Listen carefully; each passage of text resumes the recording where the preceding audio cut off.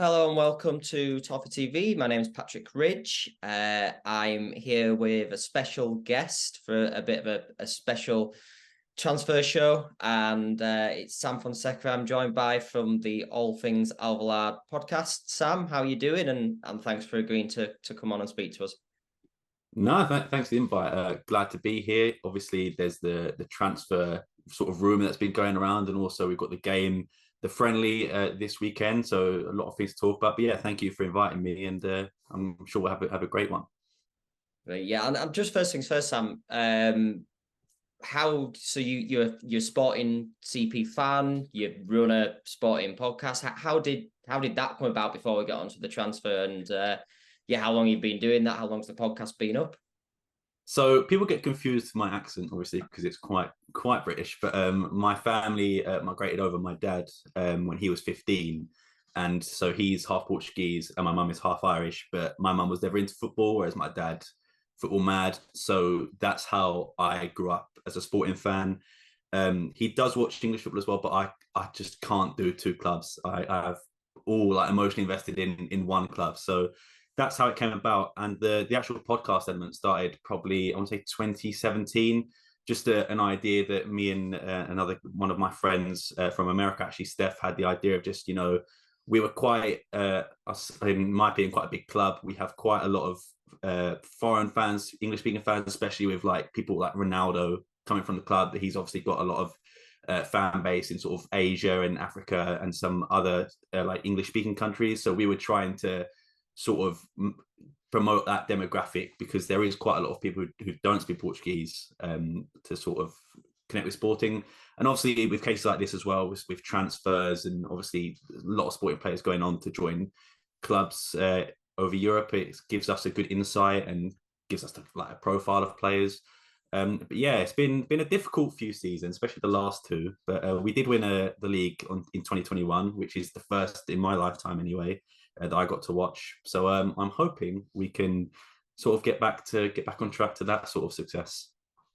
Yeah, as you said, they're sporting a huge club, aren't they? And definitely one of the big three in Portugal, obviously. And it was good to see them have such success in 2021 in the league. And maybe you obviously didn't manage to replicate it the last 2 years, but always have such, well, like you mentioned, Ronaldo, but such young talents, a very famous academy, I suppose, such a big catchment area as well, obviously competing with Benfica in Lisbon. And yeah, we're on to talk about one of those academy prospects and one of those players that it all came out of nowhere yesterday, really, didn't it? Fabrizio Romano kind of dropped a bombshell a bit. And I think for Evertonians, it's a nice surprise to see, a player that there haven't been a lots of links with. Like the club have just missed out on signing El Bilal Toure, who was from Almeria, who was a priority target, but the interest had been there for a while and it was well known. And then this kind of just came out entirely out of left field. Now,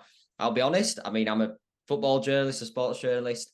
I never heard of him. I'll be totally honest. Like I said, I watch Portuguese football as I'd like to. When I have watched it, maybe I've seen him play and it's just not ring a bell.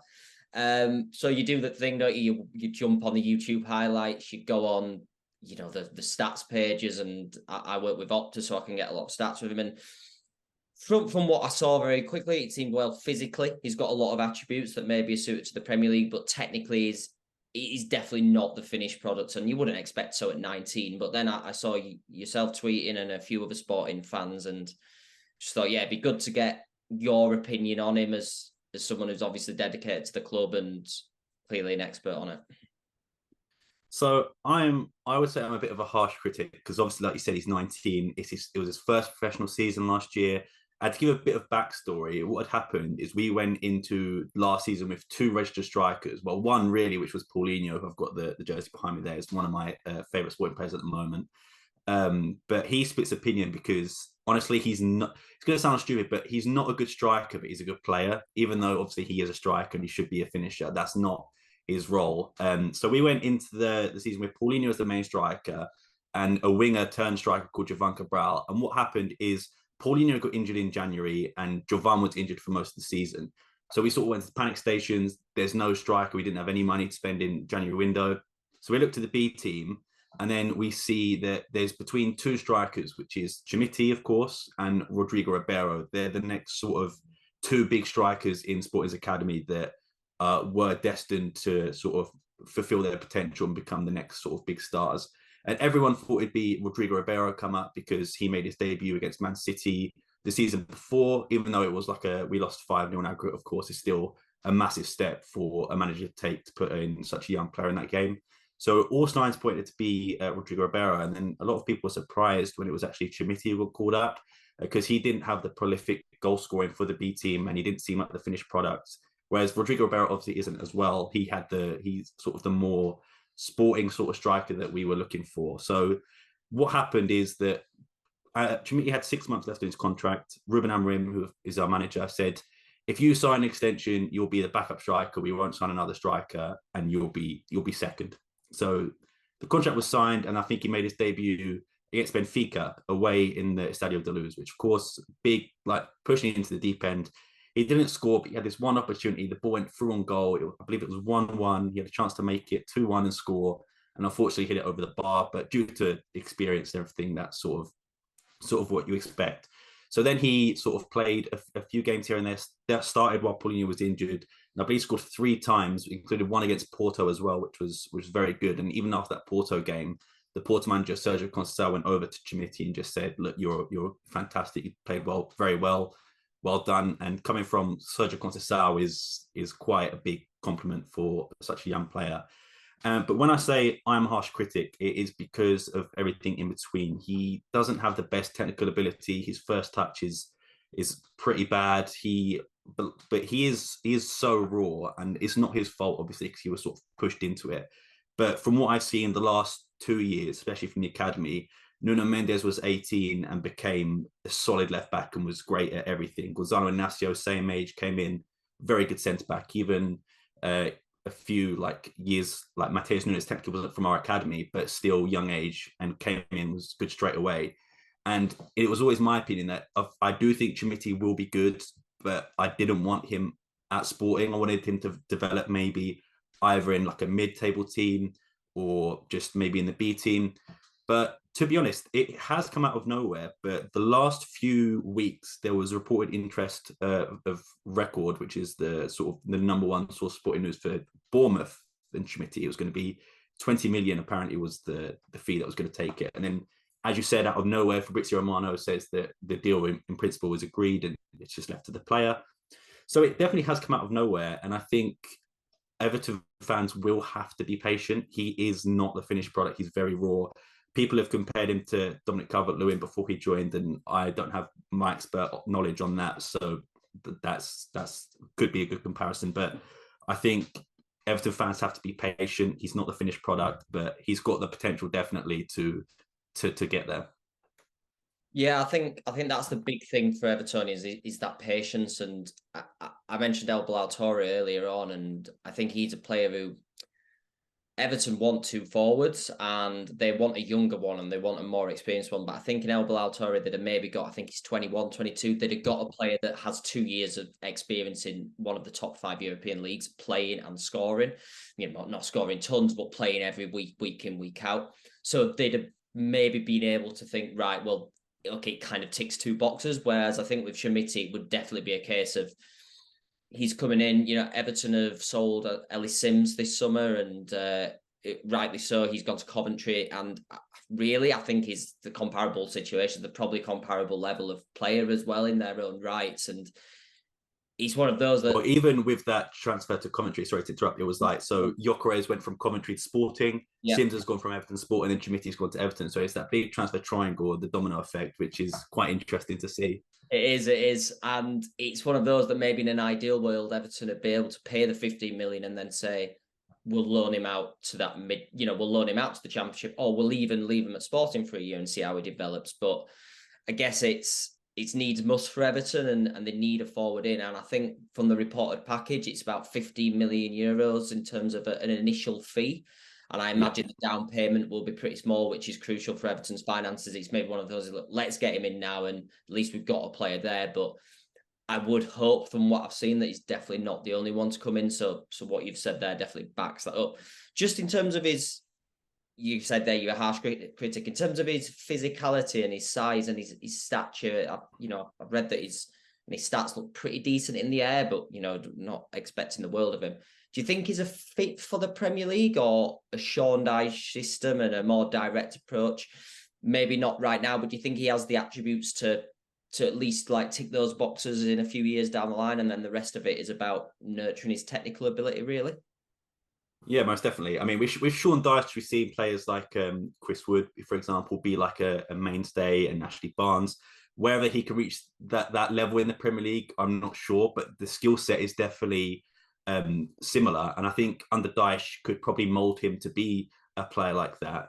But it is a risky deal for you because I know Everton's finances aren't the greatest at the moment, so it could end up backfiring. But it seems to me that I think, as in terms of a long-term project, Chermiti is a good one to have because I think you can nurture him. But it depends with Everton's management recently, with the amount of managers they've had: Benitez, Ancelotti, and now Sean Dyche, Frank Lampard. Like I said, patience is required. So if you're gonna make him a Sean Dyche striker, then obviously Sean Dyche has to see out the tenure in Everton, and I don't know if that's going to happen. I mean, from what I've seen of Everton in the transfer market in last season, I hope you don't mind me saying that it was a difficult season for you, and it has been for the last sort of 2 seasons. So, like I said, patience is the key word here. But with Chermiti, I think it's good that Everton have gone for a project, whereas Malpe came in last year, and obviously the replacement, you've not got a replacement for Richarlison, and that was obviously a big miss for you. So it's good to see that Everton have gone for sort of a project player instead of just spending, I guess, on the finished product. And I guess if you give the time, it will be, I think, will be a good result for you. But it is going to be a big gamble on such a raw prospect.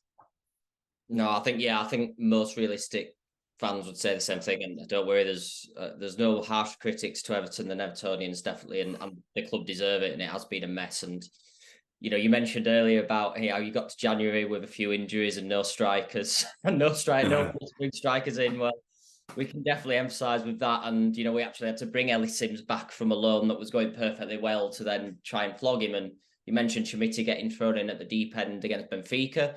Ellis Sims started 2 games last season, and they were away at Anfield and away at Old Trafford. So it's one of them. Like I just see it as being a very similar situation. Obviously not a similar player, but maybe one that physically suits Dyche better, and one that we can nurture. And I just hope he's been able to give that time. And yeah, it maybe is a move that buys Everton time in the sense of like, okay, they've got the young project player in now. Now it's like, let's see if a more experienced, for a bit of a stopgap becomes available, because it's just the thing with Calvert-Lewin. There's no better player probably for Chermiti to learn off than Calvert-Lewin. When you do look at Calvert-Lewin's development from, he was a 1.5 million punt for the academy, and then through needs must and bad management, ironically, he became the number 1 striker, and then Carlo Ancelotti obviously nurtured him into this a goal poacher and this big target man player that I suppose if Chermiti can learn off him, there's a real pathway there. But obviously Calvert-Lewin's injury issues have been a cause of Everton's concerns for the last 2 years. Well, that's great on Chermiti, and I think he echoes a lot of what's been said by people who have watched him, and you're the expert on this. So we'll just touch a bit maybe on the fee that has been reported. Do you think at 50 million euros up to 20 million is the reported fee with a bit of sell on? Do you reckon Sporting would be happy with that? Do you reckon that's a fair fee for the talent? And what do you expect Sporting to do with that money? So in terms of Sporting side of things, I think it's a fantastic deal. I think he only played 20 plus games last season, obviously his first professional season. Well, half a season really, to get 15 million for half a season of a season that ended up in, I think, 3 or 4 goals. I mean, of course, that's a great deal, I think. Obviously, there was always that what if Chermiti becomes that sort of star level and gets the value, gets the goals, you think, oh, well, maybe Sporting should have held on to him a bit longer. But I think here and now, without the benefit of hindsight, that I think it's a great deal. For Everton, I don't know if it's a good deal for Everton. Like I said, if they see it through, they see the project through, then good. But Chermiti has to do a lot of the hard work himself. There's so much for the environment, everything else. But if he doesn't work for it, then it's basically it has to be down to him. But I think where you said he can learn off Calvert-Lewin, he didn't have that at Sporting. Obviously, I love Paulinho, but not a good striker. We had makeshift strikers before that.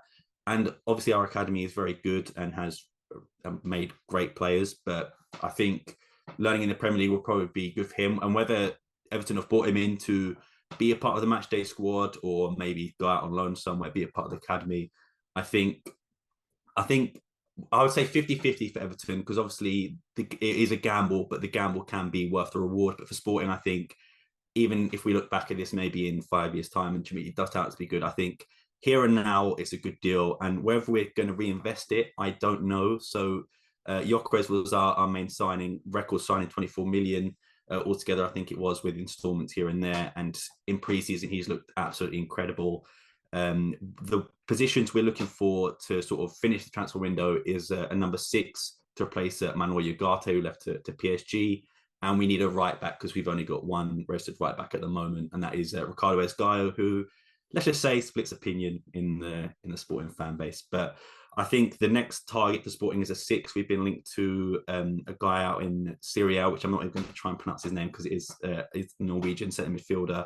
That apparently is a sort of done deal. I guess it's waiting on the Chermiti deal to be completed before we actually go and spend the money.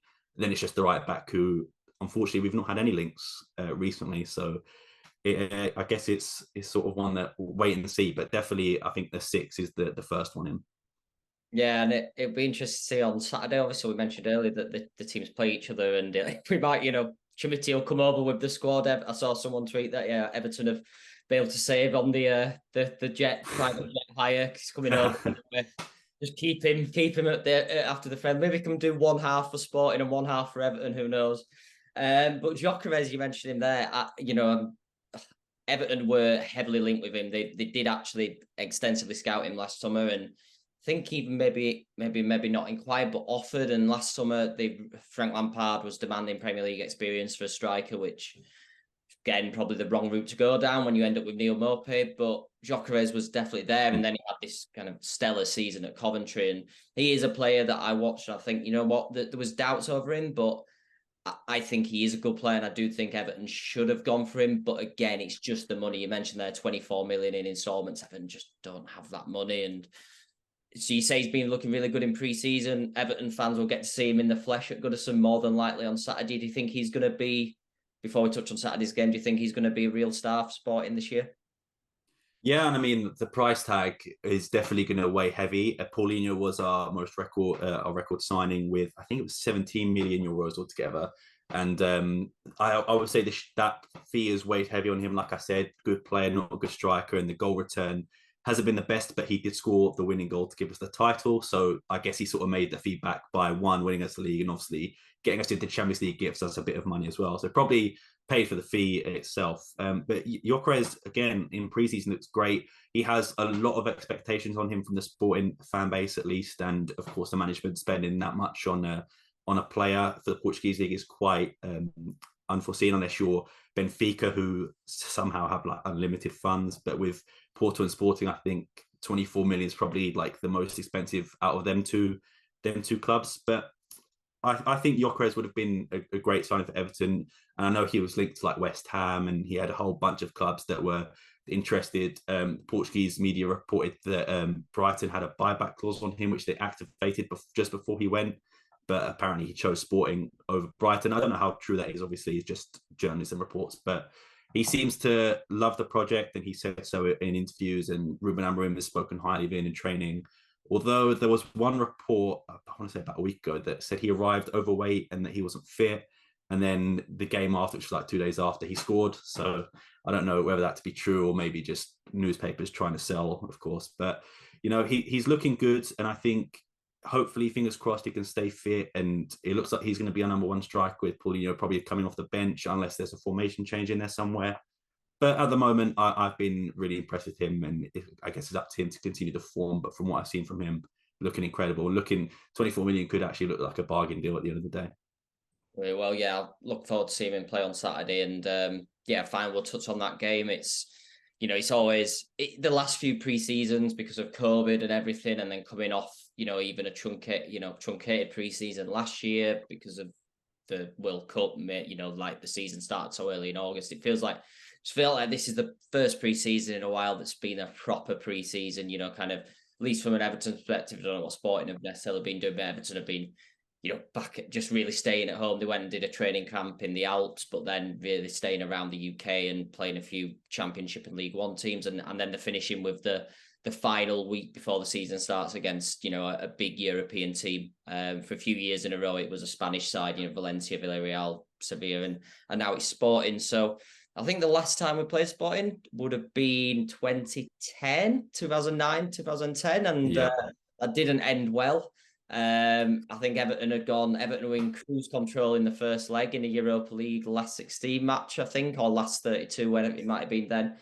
And then conceded a penalty late on that guy who used to play for you, Chilean, maybe, Matheus Fernandez. Yeah. I absolutely loved him at the time. It was like, that was the you know, the number 10, the archetypal number 10 was all in vogue, wasn't he? He was a brilliant player. And then Sporting battered Everton in the second leg. So what do you expect for Saturday? Obviously, I know it's friendly. Do you think Sporting pretty much geared up, ready for the season now? Ruben Amorim, obviously a really highly rated coach. What can Evertonians expect on Saturday? Expect to see? So preseason for us has gone very well. The last preseason game was actually sort of one of them preseason trophies called the Five Violins in English, which is just an homage to 5 of our legends that played, I think, between like the 1940s and 50s. And we ended up beating Villarreal 3-0. So obviously Villarreal, very good team in Spain. So it was a great result. And there's been a few other results. We've had really good results against foreign teams, but teams that are also quite well in Europe. We've also, so Sporting training camp was in the Algarve, and it has been for like the last sort of 4 or 5 years. And we sort of been, I guess it's been sort of like a transitional like formation period, because Ruben Amorim's trying to test different formations. I think last year we finished 4th, and for a team of our caliber was not good enough. We finished below Braga, finishing below Benfica and Porto, as much as it pays me to say, sort of the norm for Sporting. So I guess that as much as I want to finish above them, it makes sense to finish below, especially Benfica, the amount they spent, and Porto, just a good team overall. But finishes in 4th below Braga meant some things had to change, and hence some sales. Ugarte pretty much funded our transfer window, because we didn't get into the Champions League, got into the Europa League. And we've made record sales with Ugarte and Chermiti going out. I'm sure there's a few others that I'm missing off the top of my head as well that are really obvious. But there's been a few players that have gone out. We've got a few sort of back payments from like having sell-on visa players like Gonzalo Plata and a few others as well. So we've made a lot of money. We spent the majority of it, apart from, like I said, we need that 6 coming in. But in terms of the overall game against Everton, I think we'll look to continue our good preseason form. I believe we're undefeated in preseason, so I think that continues. Unfortunately, I will not be able to go to the game as I'm on holiday the day after, which is really annoying how they have to schedule it like that. But I know a lot of my friends are going to Goodison Park and travelling down, and I've never been to that side of England, but I've heard Everton fans are passionate. I want to say, I don't know if it was last season or the year before, when you were battling relegation and you had like the team welcome, like the flares and things. I want to say that was maybe 2 seasons ago. But yeah, it was. Well, they tried it last year as well, at the start of last year, and it just didn't really click again. But yeah, the end of 21-22, which, yeah, it's probably the most euphoria should be the wrong word, but the collective and the unity that the club had and that the fans had. But very much, yeah, Everton have been a mess, but yeah, the fans is pretty much the best thing they've got. So yeah, I mean, maybe not exactly the same for a pre-season friendly, but definitely, definitely have that atmosphere, and yeah, the blue smoke and everything. It was pretty memorable, just for the wrong reasons, really. Yeah, of course. But I remember that game pretty well. Was it Richarlison scoring the goal that pretty much kept you safe, I think? Or was it might have been Calvert-Lewin? Calvert-Lewin, yeah, the Crystal Palace game. Yeah. That was it, yeah. So I mean, I'm looking for a good game. I think it'll still be a competitive game, even though it's pre-season. This is, I think, both teams' last game before the new season starts. So it'll be interesting to see. I'm sure the ultras from Sporting will come as well. The away support is always incredible for Sporting. I was lucky enough to be at the Arsenal game last year where we won on penalties, and that was incredible. I've decided that I hate penalty shootouts after being in that crowd. I've never felt so so sick and so nervous at the same time. But yeah, the away support for Sporting has always been amazing. So I'm hoping that even though it is a pre-season, we sort of bring that away day like match atmosphere to Goodison. I'm sure your fans will do the same as well. Brilliant. Yeah, look forward to it, and hopefully Sam will get Chermiti over the line, I guess. And thanks again for speaking through it. I think from Everton's point of view, it would just be nice to get that striker in and boost fans. But yeah, definitely patience needed. And it does appear that it's definitely not a done deal.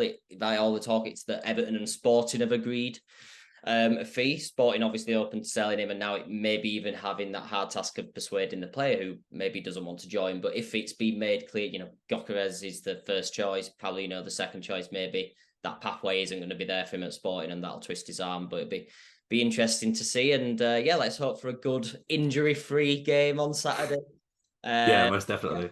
Bit of intensity, but like nothing too intense. Let's put it that way. Well, thanks for joining me, Sam. Where can people follow you on social media, and how can people tune into the podcast? So the podcast handle on all social media is at AT Alvarad, which is short for All Things Alvarad. If you want to follow me personally, it's at Sam Fonseca on Twitter. My name is there, you can see.